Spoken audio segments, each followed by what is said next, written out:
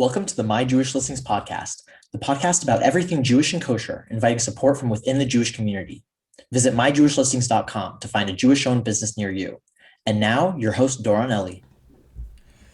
So today we have Amanda Chapman, founder of Sababa Sweat online group fitness classes for women, joining us today. Just talk a little bit about how she's getting people back into shape and, being able to service so many people from all around the world. Say hi, Amanda.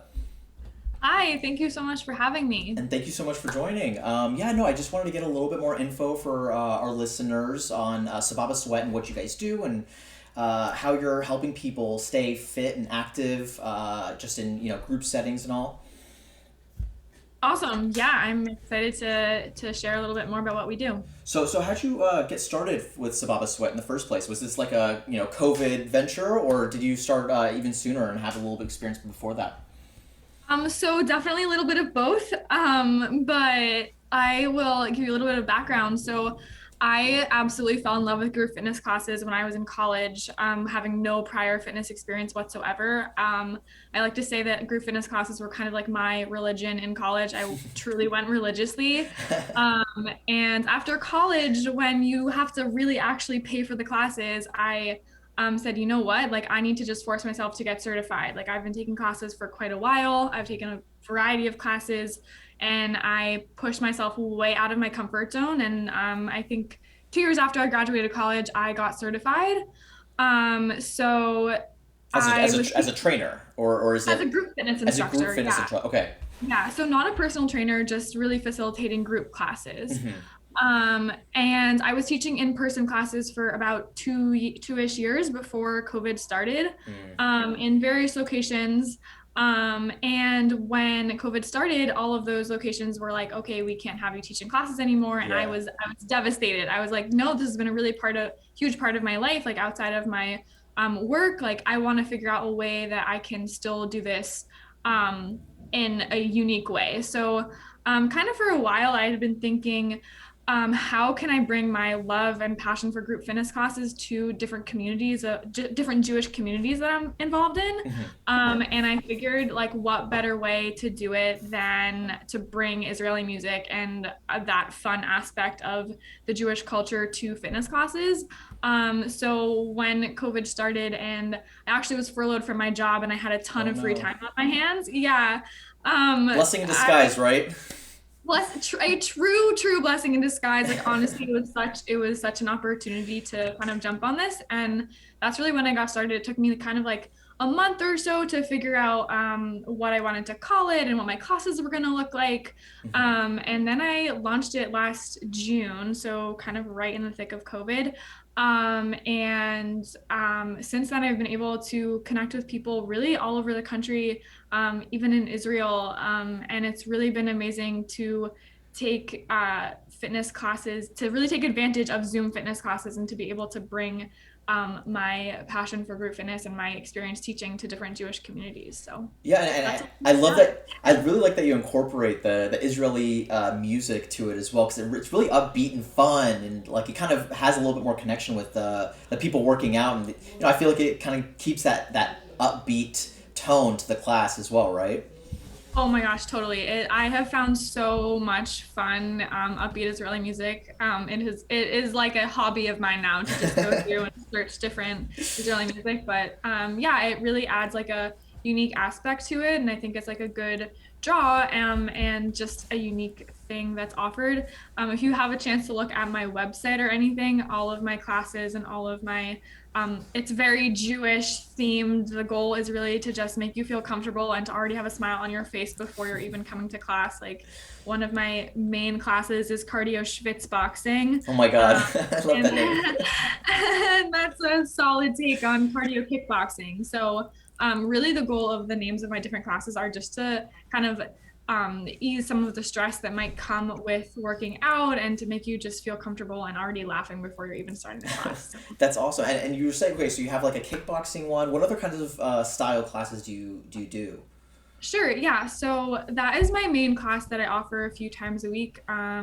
it's a cardio based class with Mhm. no equipment required. And then I also offer kind of more of a strength based class that's low impact and definitely no cardio involved. And that includes weights, or do you also, it's just kind of use Um, your body? it's all body weight. Okay. I have some recorded classes that you can use light weights for, but pretty much all of my classes are all body weight. So you really don't need any experience or any equipment whatsoever. I like to say you just need yourself, your smile, and some water. And then you were saying that you also have some of these videos recorded, so like you don't have to keep on the schedule of the classes, right? You can kind of just do it at your own time or pace. Yeah, so I do offer live weekly classes all on Zoom.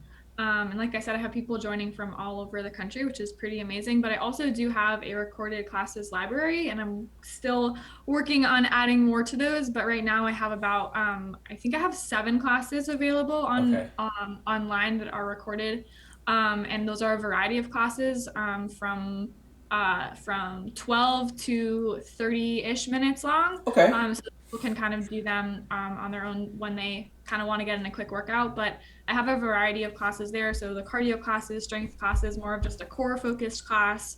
And my goal is to build out that a little bit more so that people who can't come to the live classes will have more of an option to do the recorded ones. And I do like that you have like 30-minute classes too, because 30 minutes, if you're really looking for it, you can really fit that into any day, right? Like that is something that you can just toss in, like, either in the evening, first thing in the morning. Like you don't have to have this giant block of time just to get some fitness, little activity in your day, right? That's kind of Yeah. what's great about having like the 30-minute, 15 minutes just to like get something in so you can kind of feel good about your day already, right?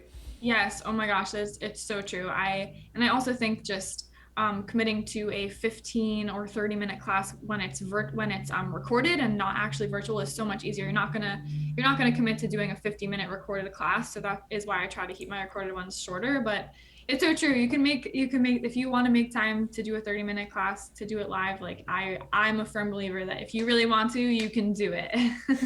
And you were also saying that, I mean, I know this is very focused on classes for women for the online group fitness, but you also do other things, right? There's some events that you can go to, or there's some in-person fitness courses that you can do.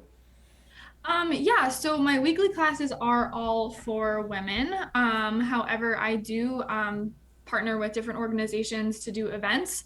For example, I've worked with Hebrew schools, Hillels, different synagogues across the country, Moishe houses, Oh, wow. to bring my class. Yeah, it's been really cool to work with organizations from all over and to meet some really cool people.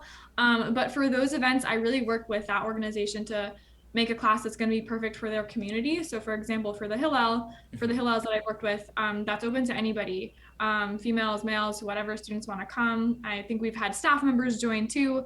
Um, I love that. uh, Just getting in it. yeah, and then with Hebrew schools, I've done kids class, so much more focused on engaging kids ages like 4 to 11, and those are really really fun, and it's really cool to see. It's actually really cool to see how talented our young children are at Zoom. It's It. pretty impressive, I and mean, I I don't mean, know. with all the schooling, I mean, they have to be pros at this point. Yeah, yeah, it's just always still a little shocking to me to see, but But I mean, but they were born into the generation of tech, so I mean, I guess that's kind of, it's natural to just ease into that and know what you're doing automatically. I feel like I have more trouble with it than them. yeah, yeah, it's definitely true. But yeah, for my events, like I've mostly done them virtually. However, I'm definitely willing to work with people to host in-person events, whether it's with a camp over the summer or really just a group of women who want to get together or any group that wants to get together. I'm very open to working with them to make an event that would be fun and unique for their group or community. And you're doing more New York based stuff this summer, right? Yes, so I am based in New York for now, for the summer. Typically, I am based in Boston. Okay, got it. So, there's one thing that I did want to ask you. Sometimes when people are working out from home, there's like, you kind of pick the days that you want to work out. I was kind of curious, like, is there some kind of accountability or something that you do to help people continue to join these classes on a frequent basis? That is such a great question, and definitely I know the struggle of it. I've seen it. I know that it's hard to keep going and keep committing. Whether it's whatever goal you set for yourself, it's hard to stick to that goal. So I do have like a private Facebook group that once people join that they become a part of. They're also welcome to join if they kind of just want to see what it's like. But what my big thing is I give people shout outs once they've been to 20, 50. And actually, we just had our third person hit her 100th class this week. So that was Wow. really exciting. Yeah. Congrats. Yeah, that was really, really exciting. So I give them shout outs and it's kind of like a little fun celebration at the beginning of class. It's not every class that somebody hits one of those milestones. So it's really Mhm. nice to see the other women in classes like giving little party emojis and saying mazel tov to the different people who join. But once they hit those milestones, I have swag items that I send their Oh, way. no So way. I love that. yeah, yeah. So I send them a hat. And we're working on what people get when they get 100 because I don't have too much swag just yet, but But it keeps them whatever it coming, is. keeps them motivated. They're excited. Yeah, it They're keeps so them happy that, motivated. and like they're so happy to share that they've obviously reached a goal of like keeping Yeah. to something for so long, right? Yeah, yeah, and it's really awesome to have the support of the other women in class saying Mazel Tov, and it's a fun thing to kind of like look forward to. But yeah, I have some really fun, awesome hats and some stickers to kind of incentivize and keep that motivation going. So, That's um, awesome. So, yeah, so yeah, if any of our listeners ever want to reach out or have any questions, they can always feel free to reach out to Amanda at on Instagram at Sababa Sweat. Or if you want to sign up to one of her classes, you can just go to sababasweat.com. All you do is you easily create your own account. You pick your very affordable membership or purchase a single class if you just want to try it out. So once again, thank you so much, Amanda, for joining us, and we're super excited to have people join your classes. awesome. Thank you so much.